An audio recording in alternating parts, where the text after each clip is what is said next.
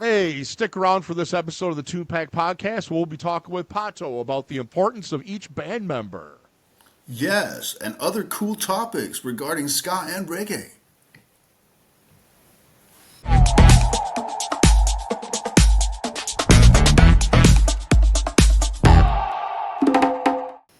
Welcome to the Tunepact Podcast. I'm your host, the punk rock pop, Lee Pierce. And today we're lucky enough to be joined by Pato from the Chains. Pato, can you take a minute and introduce yourself? Yes, boss. My name is Pato Siebenhaar. I sing and produce for the Chains out of Copenhagen, Denmark.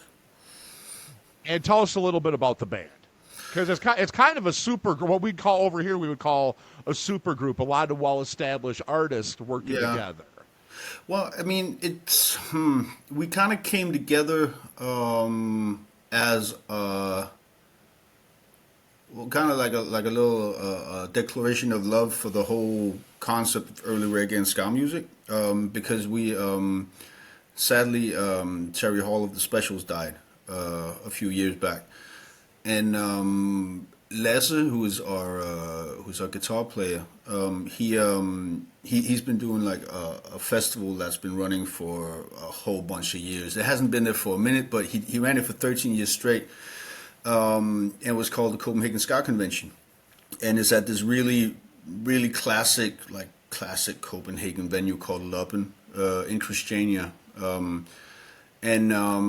He got asked to put together like a tribute night for Terry Hall, and he just kind of reached out to everybody, and like also like a bunch of like punk rock bands and even like some new wave people, and like just to get like a wide array of people who've been like inspired by the Specials, and he reached out to me, and I hadn't been involved with like, I've been doing like reggae on and off with different projects and stuff, but I hadn't been involved in a ska band since like 2004. I used to be in a ska punk band called Furillo. And he reached out to me saying, "Hey, do you want to like do a couple of Specials tunes?" Because they wanted to like just like a band to close off the evening with like a little medley of stuff. And he asked me to do it. I was like, "Yeah, but I don't have a band." It's like, "Oh, don't worry about it. I'll call some people." The cool thing about the Chains is that everybody who kind of answered that call, they're still in the band. And we haven't changed anything since that night, which was kind of like it just kind of panned out that way because it was basically like an audition for people who just wanted to be there, who actually had the what do you call it, the mental wherewithal, or like they were just ready to party, ready to jam. So we didn't really have to like do a lot of searching afterwards to find people to be in the band, because everybody who showed up that night wanted to play.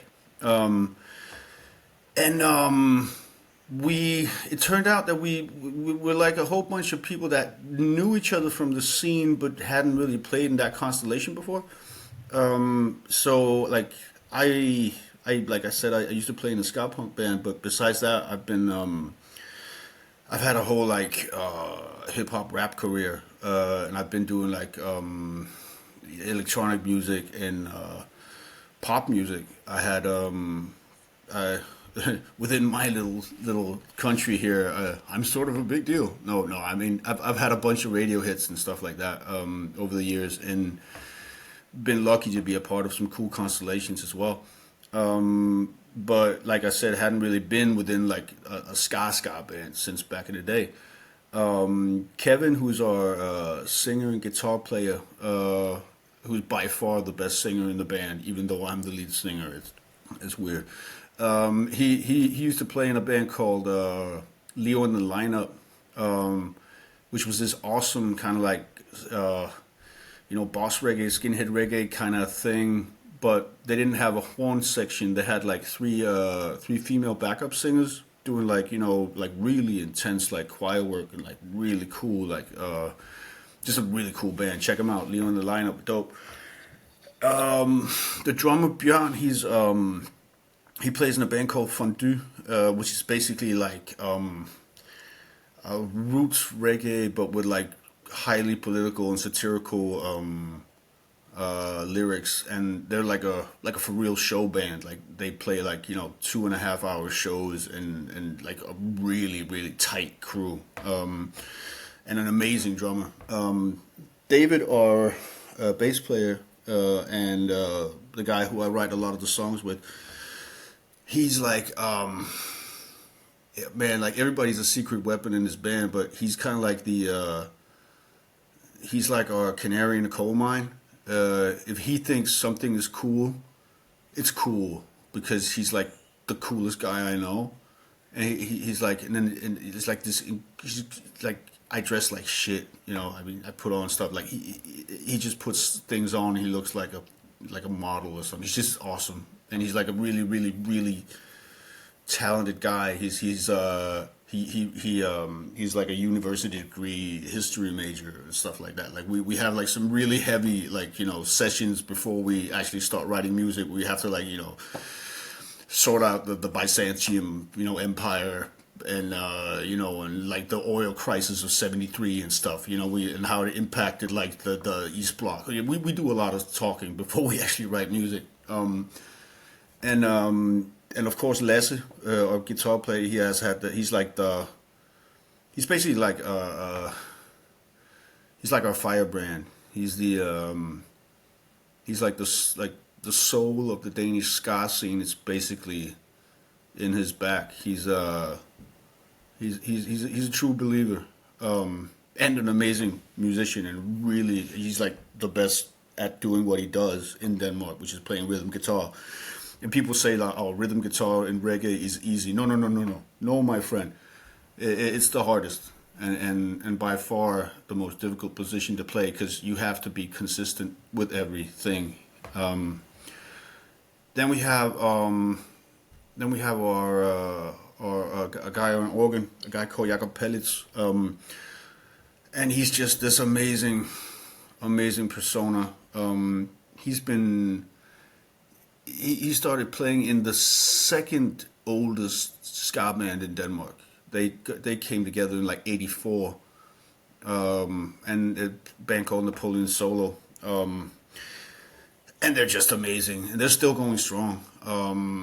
Like really, really tight two-tone, Marty, like always with the suits. I mean, they're guys in their 60s now, but everybody just shows up and looks like $1 million. And they actually played with the Specials a few times. They were on and like they played the very first London International Ska show back in the 80s or something, and released a record on Busted Blood Vessel's label at one point. They're just really, really cool. So like I said, like you say, a supergroup, but supergroup of people who are, I mean, in the very best way of the word, because everybody comes from like different parts of the scene and kind of joined in when they got into it. But we're just basically just like, we just really love this music, and then we also have like the pedigree, and a lot of kind of different like ska's, like we all have like different solutions to the problem, or not problem, or how do you solve a musical situation? Like how do you do it, and how do you keep it fresh, and how do we try to like really make every song and everything that we do count? And that's been a mantra from the start. Yeah. Well, like you said, the whole band started as a fun tribute, Yeah. and almost every situation that you see those, it's always fun to watch and witness, especially if you could be there in person, because it's fans, and that's Yeah. the thing. No matter how big of an artist becomes successful, it means so many things to different people. But no matter where they're at, everybody's a fan still. And when Yeah. a bunch of musicians that are just fans get together like that, it's always a good time. And people are just, even expecting the worst, but it's still going to be fun. because they had such a great time doing something for a good cause, the memory of someone or something like that in tribute. For you guys to like just, I mean, it was like somebody threw puzzle pieces up in the air and they landed all put together on the floor. Yeah, man. Because it's you guys are so tight, so clean. The fact that were able to get, and like you said, such incredible, talented musicians that were all fans and all bring something different, and that's why they all came together in the first place. Yeah. And then you guys to be able to create something of your own out of it is just awesome. Yeah, man. But like what I mean, like the thing is that we have a lot of accumulated knowledge, and we have what we've been trying from the very, very beginning of the band. Like when we got it together, it was like we have to make this. We have to learn from every shitty mistake we've ever done in having a band, and being in a band can be a lot of work and can be a lot of not having fun.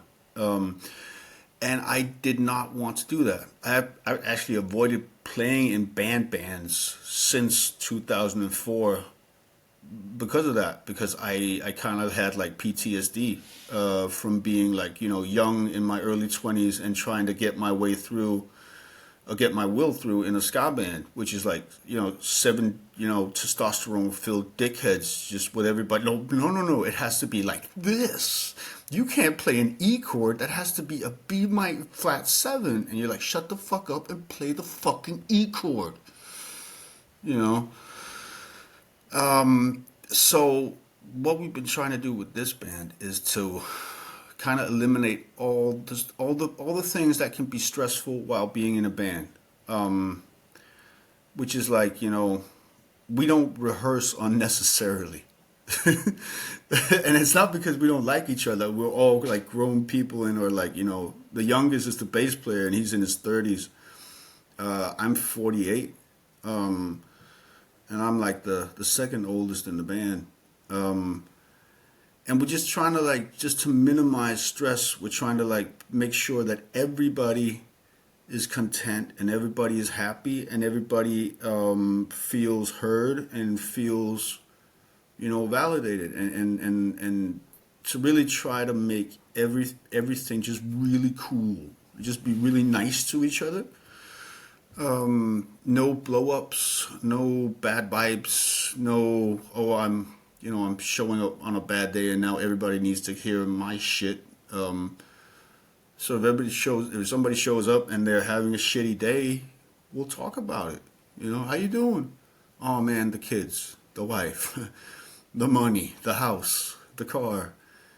And we'll have a talk. You know, how you doing? Okay, cool. Can we help? You know, just trying to be mature about it. And that's also the reason why we're still together as that formation, that original thing. And I will go to really great lengths just to keep it like that, because that's just so important. We've had like stand-ins and like, you know, replacements for various gigs, but it's always been kind of like, yeah, but we need to get back to the original 6, because that's the magic spot for us, you know. But with having that many, I mean, like you said, everybody was known in their own way because of the projects outside of the chains before you ever even met each other. Like you said, you all knew of each other, but hadn't been properly introduced. True. So when you've got that many, and obviously there's got to be ego. Even anyone that says, oh, I have no ego, well, you have to have some in order to survive and to stay driven. You've got to have something in there that says, I'm good enough. You know, which is hard. Like being an artist is ego-driven by any way or form. Yes, exactly. And especially us Gen Xers that got the whole imposter syndrome. You got to have a little ego, or you'll never fucking accomplish anything. That's a whole nother. That's like a 10 episode. We'll get into that some other time. But so when you've got that many really talented, and not just talented, but established artists coming Yeah. together like that, there is ego. How have you guys been able to just check that at the door or utilize it? Because, like you said, there's no Yeah. blow-ups, and that's proof because there's after how many years now, it's still the original. Yeah. How are you guys able to check that at the door? Because you still need to use that everybody's Yeah. ego, because everyone is still an individual, but you Yeah. got to use that as a band. How do you guys get through all that? Well, by not by I think we all know that what we do individually in the band is yeah, probably somebody else could do it, but they couldn't do it that way. Um, and that makes that position unique. And we respect each other a lot. Uh, I think it starts and ends with the respect. You have to respect your co-players and your teammates. You know, we all play our positions here and there, and we just have to appreciate each other and make sure that we don't, step over boundaries or be dicks to each other. Because like the whole, I mean, just don't be a dick, and being a dick comes out of being like, you're insecure, and insecurity will always, that's the weakness, and Well, everybody and has, everybody has insecurities, and the first thing we do as humans, no matter how much we want to say we're over that and we're yeah, better than that, is we have to find someone else to tear down to make ourselves exactly. feel better. No matter, we all do it. Some of us hopefully it's only occasionally. Some people build their whole fucking personality on it. Oh, And yeah, that's something you gotta like. Yeah, if you can't be mad at the boss and kick the dog. You no, no, no, gotta no. show up, and it's a new situation, a clean slate. And Facts, yeah, facts. I give you props because it's really awesome. Because like I just recently met you. I've known Last for Jesus years, and just Yeah, through online, just know him online. But you guys are in Denmark. I'm in Wisconsin, so we yeah. haven't had a chance of bumping into each other at the Not store. yet, not yet, not yet, Not not yet. yet. But so I know how you guys are though from just talking with you these last few months. You guys are you're all have such individual lives, but then you work together not just as band members but as almost as business partners.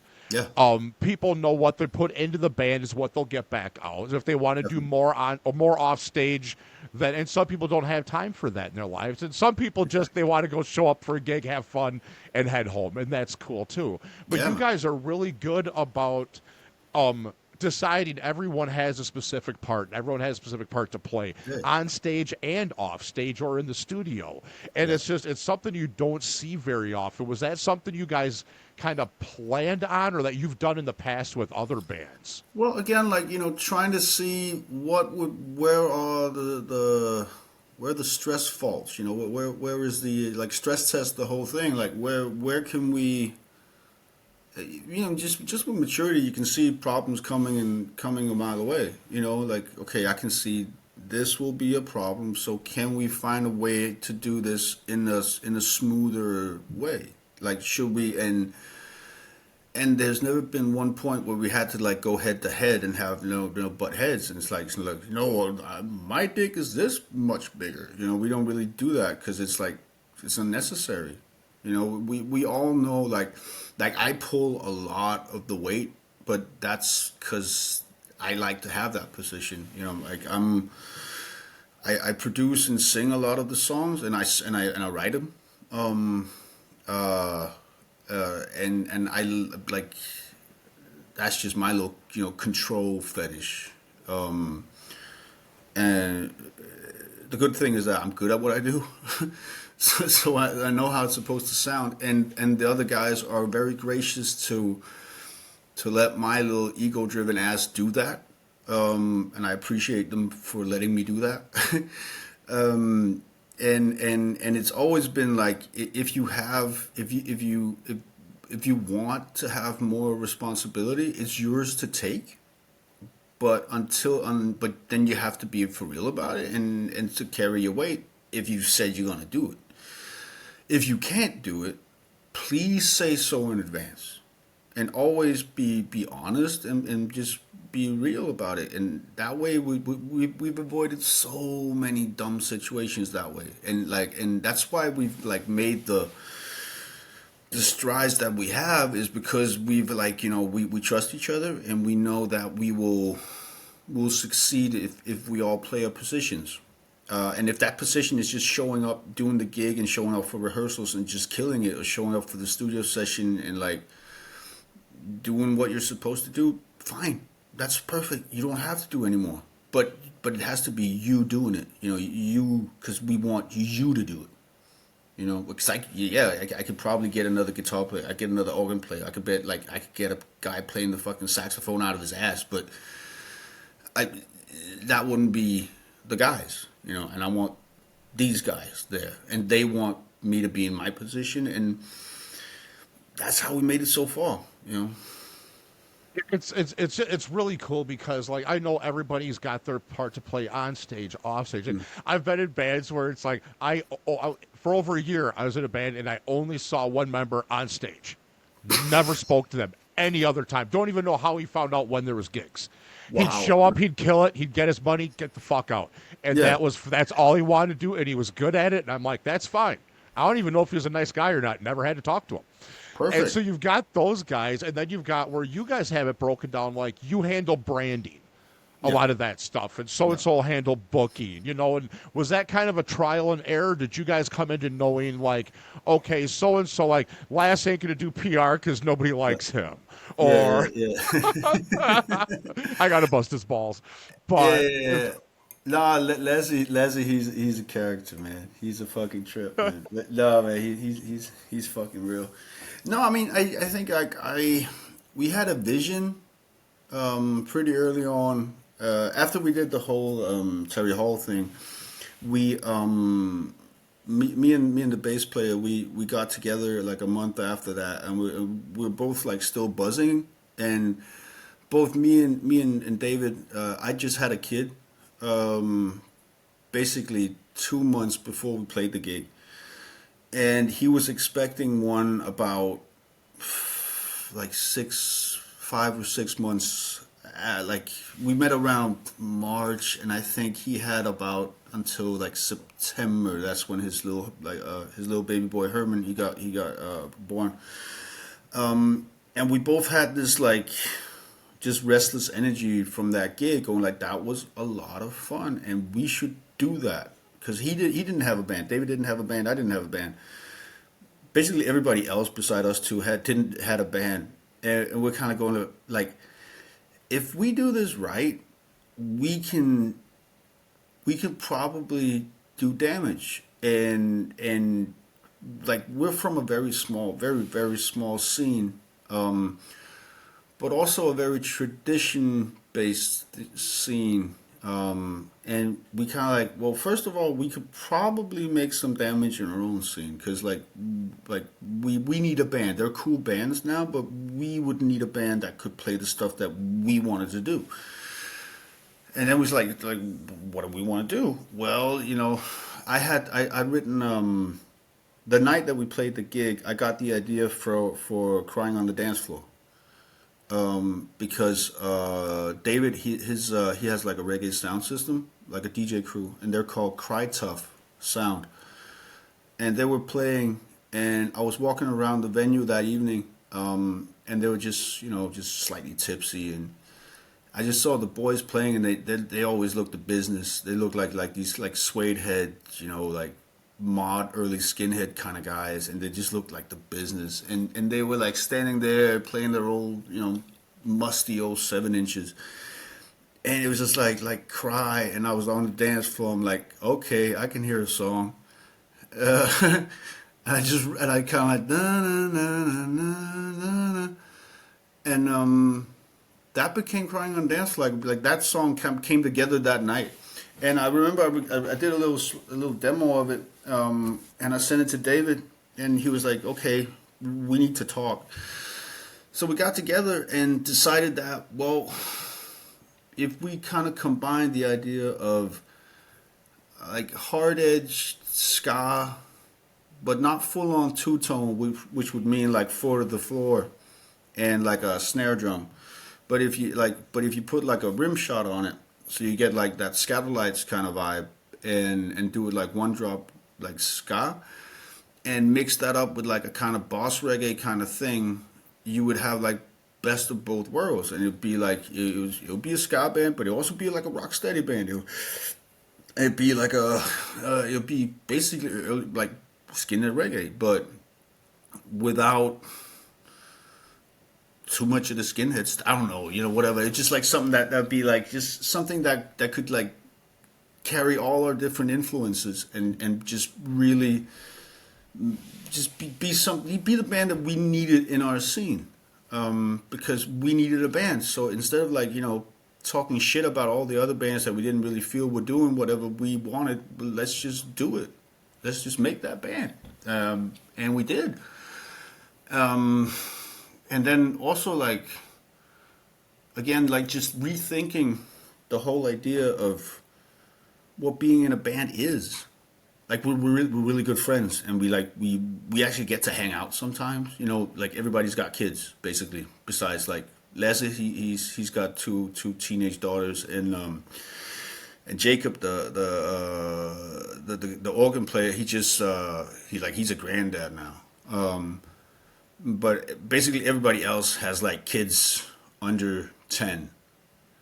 So I mean, we don't really hang out because No. we have like we don't do that. I mean, No, you got just you got home life, you got school life, you got after school stuff, you got kids' friends. There's yeah, no hangout.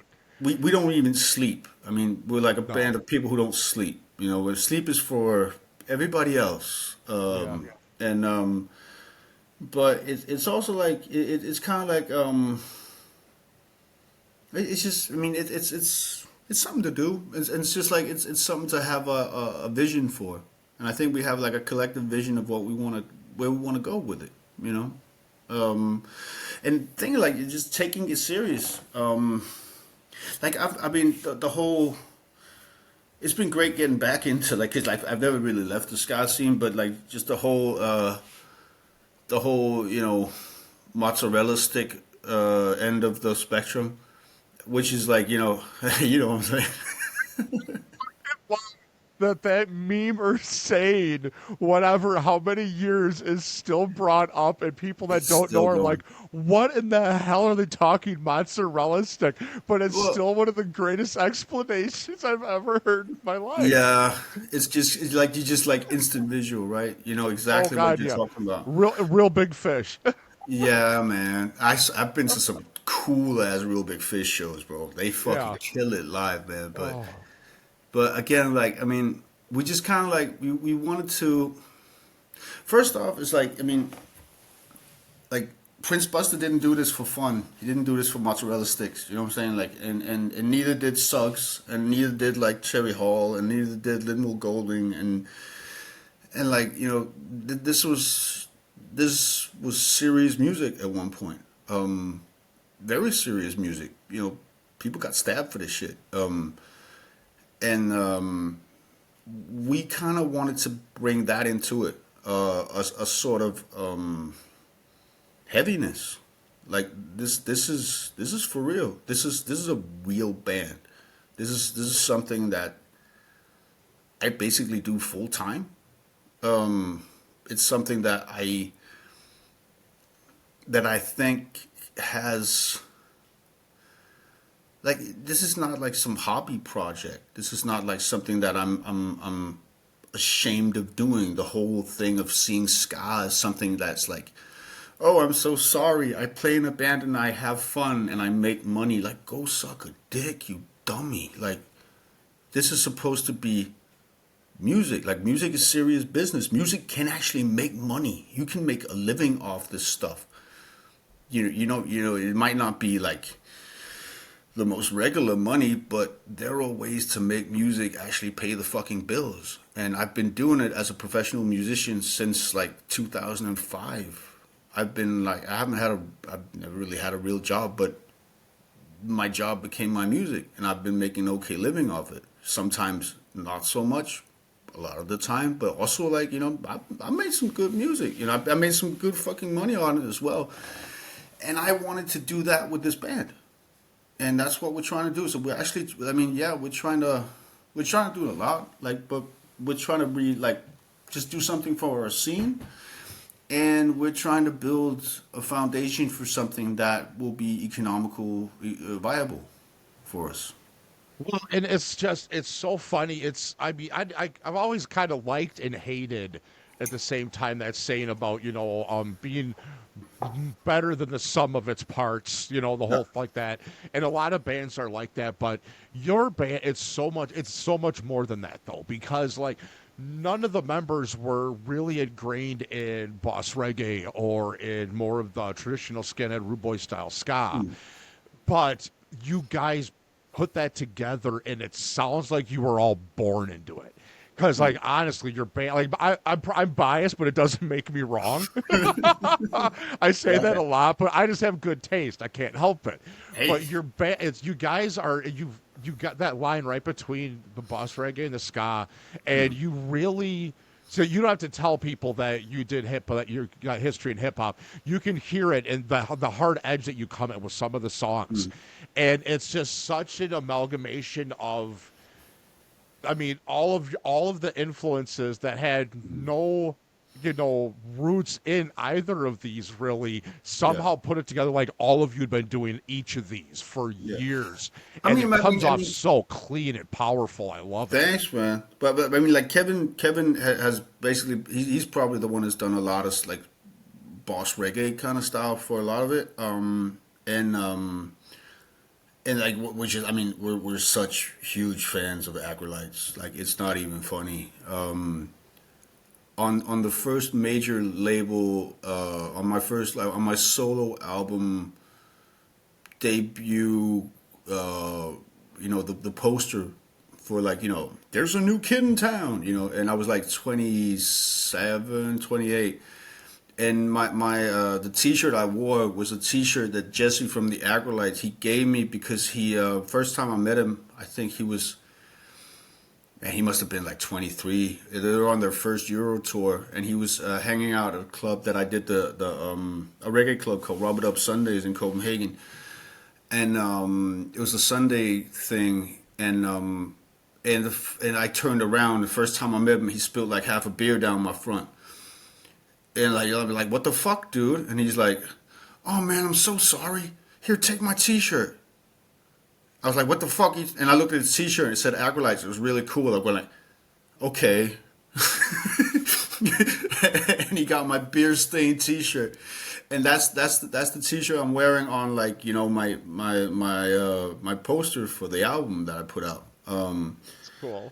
It was on Universal Records, so I probably the first guy who's ever had a Universal deal and wearing a fucking Agrolite shirt in Denmark. I'm definitely the first. Oh yeah, for Yeah. sure. So like we've always like I remember like we were on tour with my ska punk band back in '04. We did like an 18-day run, 18 shows, 18 days. And it was rough over Christmas.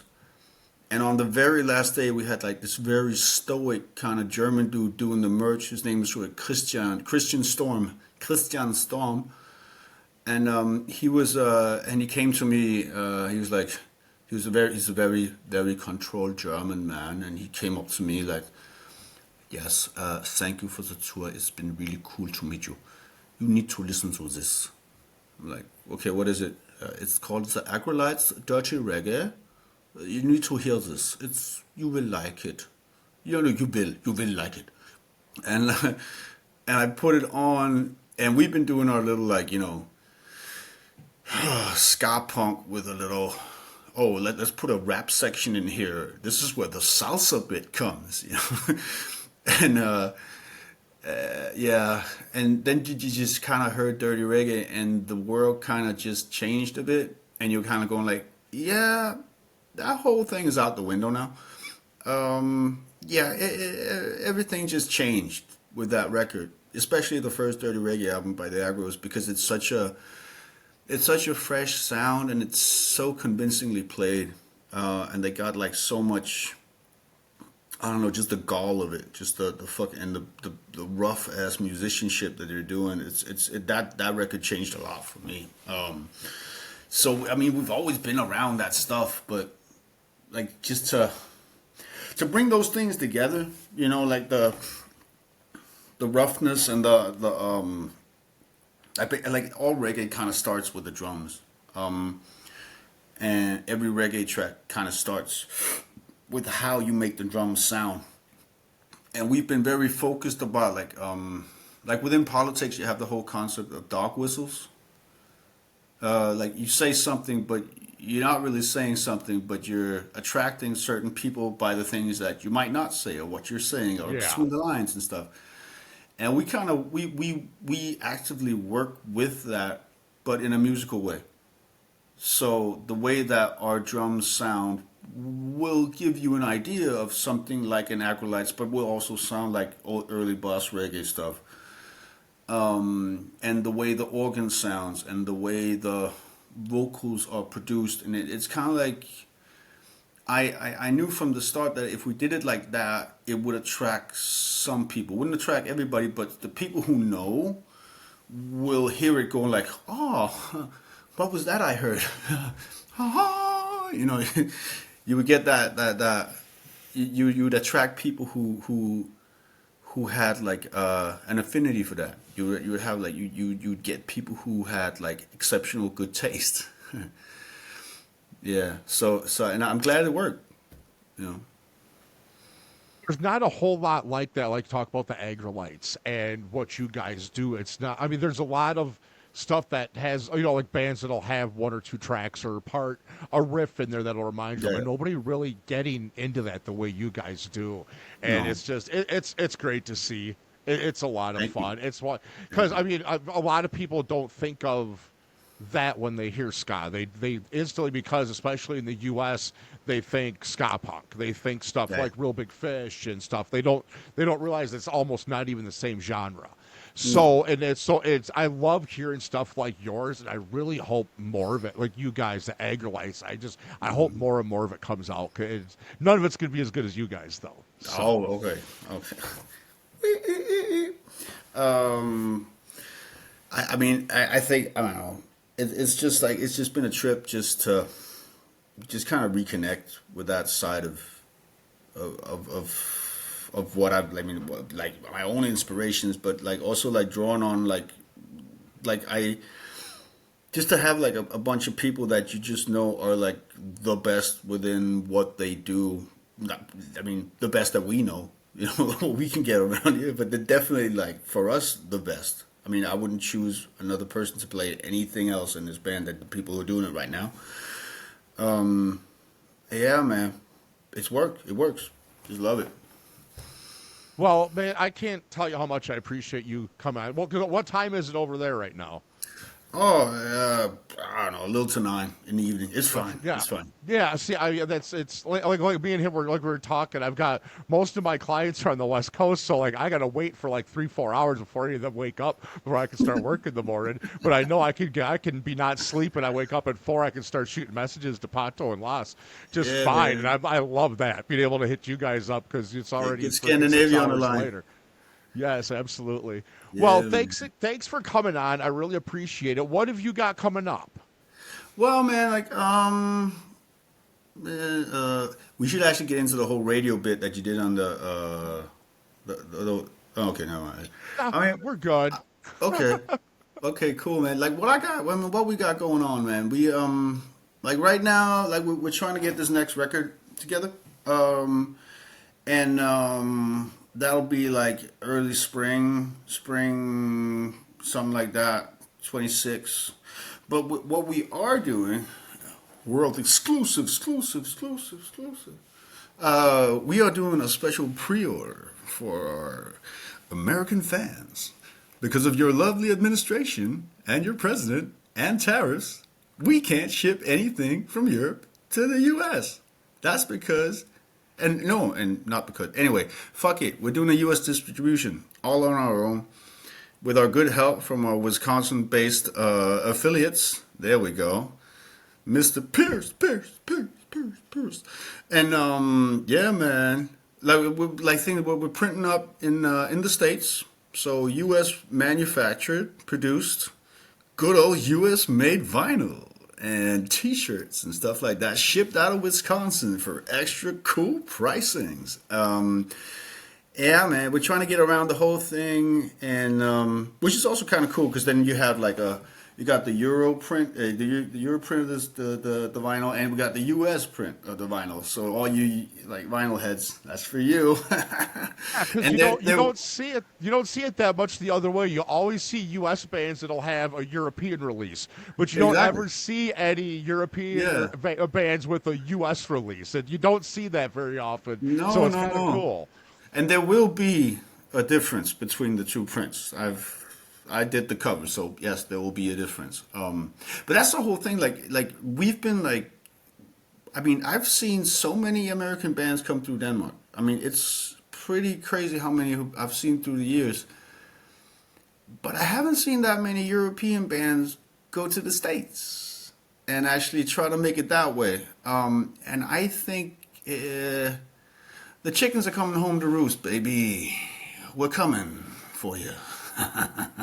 No, but I mean, we just kind of like, I mean, the world is so international at this point. So let's just like, why not? And I know that we have people in the States that listen to us because, Spotify matrix and numbers. So we know we have a base there, and we know we have people out there that want to hear it, and we just want to make it available to as many people as we can.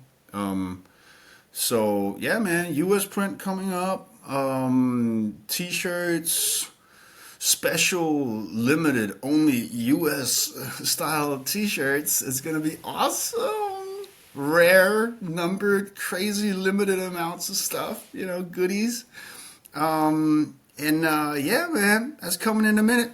Get ready, it's already out now. By the time this airs, it will be officiated, and people will know about it. And so go crazy, man. Go buy.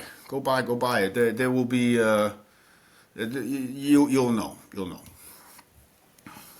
That's right. I'm honored to be a part of it too, and be able to help you guys out with that. I'm really glad. That's how we first got connected. Actually, was last reached out to me about helping you guys out. So Yeah, man. it's really cool. And like I said, I think it's really awesome music. So it's cool that I get to be a part of helping you guys get it out there. Because man, more Thank people you, need to buddy. listen to it.